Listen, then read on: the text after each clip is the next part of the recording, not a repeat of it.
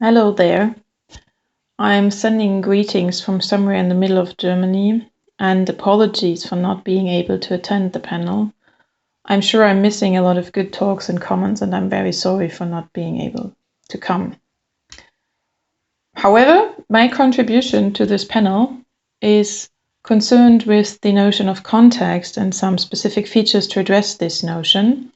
So I entitled my talk CCP, which is an abbreviation for Context Change Potential, and Dynamic Discourse Semantics as new features for the study of argumentation, because I think that these features I will present now are not yet fully accepted within the theory of argumentation or within any approach to multimodal argumentation. So this is what I want to make clear here. I will talk about a very specific feature and make it strong for multimodal argumentation analysis. Let me give you some prerequisites. My background is in multimodal discourse analysis as a branch of linguistics, dealing mostly with meaning construction in multimodal artifacts. So artifacts with an interplay of various semiotic resources. And we now have a couple of theories and methods for the analysis of these kinds of artifacts. And I think that multimodal argumentation theory, or the approach to multimodal argumentation, can learn or adopt some of these theories. The artifact I'm presenting later is one of the 1 minute long marketing spots shown at this year's Super Bowl, advertising Mophie products, which is mostly smartphones. This audiovisual advertisement has a typical final claim, namely buy this product. And it's also providing some reasons for buying this product with semantic condensation and thickness, as has been described, for example, by some other colleagues talking about these advertisements. This spot also has an interesting discourse structure, which reveals the persuasive patterns of its argumentation mostly or only at the end of the whole ad. And I will talk about exactly this interesting discourse structure later. My method is a cognitive semiotic perspective combined with the multimodal discourse analytical perspective, which sees argumentation as a cognitive category and a result of text interpretation. This means that numerous text structures guide the audience to the mental representation of argumentation, and it's exactly this mental representation we aim at describing in multimodal discourse analysis. And I see this analysis of multimodal meaning as the basis for any further thinking about multimodal argumentative text. So again, what I want to make strong here is we need to think first about meaning at all in these artifacts. And we don't have a clear approach of how to get to this meaning. And we have to make the prepositions which are somehow available in the interplay of the semiotic resources explicit, and then in a further and maybe most important step, find the arguments in this meaning or the argumentative structure. So if we deal with multimodal artifacts, we aim at describing the meaning and the semantics as well as the discourse structure of these artifacts with the help of discourse semantics approaches, which have a further key prerequisite, which is a dynamic semantics approach. Dynamic semantics, as part of discourse semantics in general, is an approach in linguistics which sees discourses as dynamically unfolding artifacts with a growth of information in time. So pieces of these texts or discourses are viewed as instructions, which update an existing context with new information and results in an updated context then. So interpretation is always a process, a dynamically ongoing process, which has to be interpreted dynamically and with the information or the amount of information we have at a certain moment. So it's rather a simple model of a hearer-receiver who receives items of information sequentially. At every moment, this hearer is in a certain state. He or she possesses certain information, and this state is then modified by the incoming information. This is the incoming information in a systematic way, and leading to a certain modified information then, because there's mostly a plus of information or something changing the information. We now analyze the meaning of the incoming items as their contribution to the change of the information state of the receiver. As I said, meaning is seen as a process, as an action between the input context and the output context, which is called in dynamic discourse semantics the context change potential. And it is this contextual dependency and its potential to change from one part of information to the other part, what I want to make explicitly strong here as a certain feature also of a lot of argumentative or multimodal argumentative texts. So the blue thing here, the input-output context relation, is what I want to make strong as a feature of multimodal argumentation, which is basically said all about context when it comes to multimodal analysis. For argumentation theory, as I also said, context is still a highly discussed issue.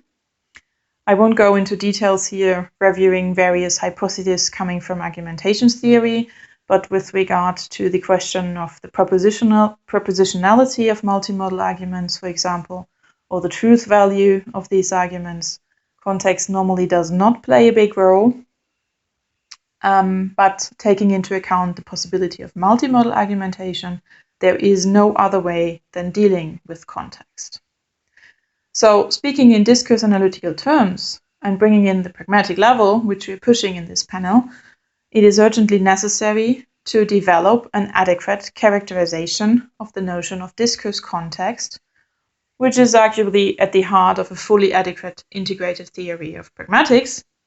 And I will add here to this quotation the notion of multimodal argumentation. So at the heart of a fully adequate integrated theory of multimodal argumentation, we should develop an adequate characterization of the notion of discourse context. I don't have a fully developed notion at this point, and I wouldn't be able to present this notion in full detail here due to the time restriction, but I will try to show how approaches from multimodal analysis and discourse semantics might help to analyze example artifacts like the one I will show you now. As I said, this example is one of the advertisement spots from the Super Bowl in this year, presented by Mophie and circulated online with the hashtag Stay Powerful. And you will see after this 1 minute spot why this hashtag is the right one.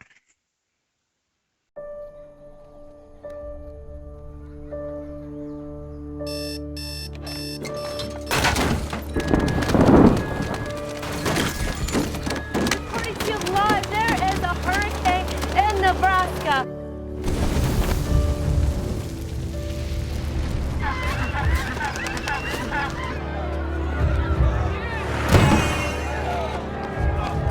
Absolute chaos. We've got blizzards in Africa. We've got tsunamis in Paris, and the whole thing's been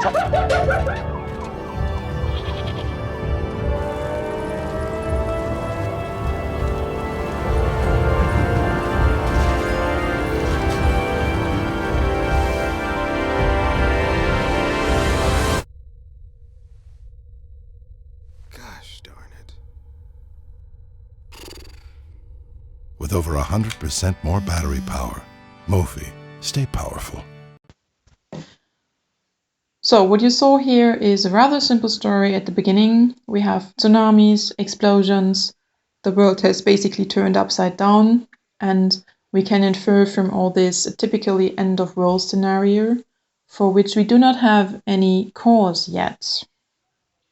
The next part of the spot is a completely different setting, in which God's phone dies or runs out of battery, which is both identified cross-modally here on the visual level, so by the image and the written language. We have a rather typical representation of a man in white setting and in white clothes, identified as God by the verbal language, the written language in the last shot.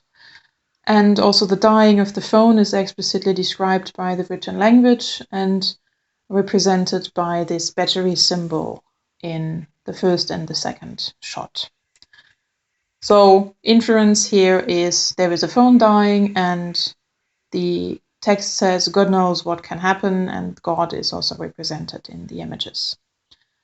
The last part of the spot then shows a mobile phone with great battery, accompanied by the hashtag Stay Powerful, and we have a voice track saying with over 100% more battery power.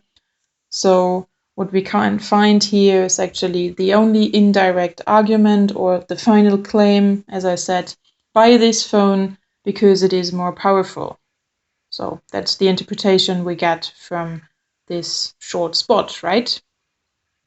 This last claim or the argument must be inferred from the whole context of the spot and its discursive unfolding, which provides some explicit cues for this inference and interpretation, but these cues are not explicit at the moment. And what multimodal analysis can now bring in is making these cues explicit. And this is what I'm doing here. In analyzing these cues, I am using, again, discourse relations as part of discourse semantics and dynamic discourse semantics.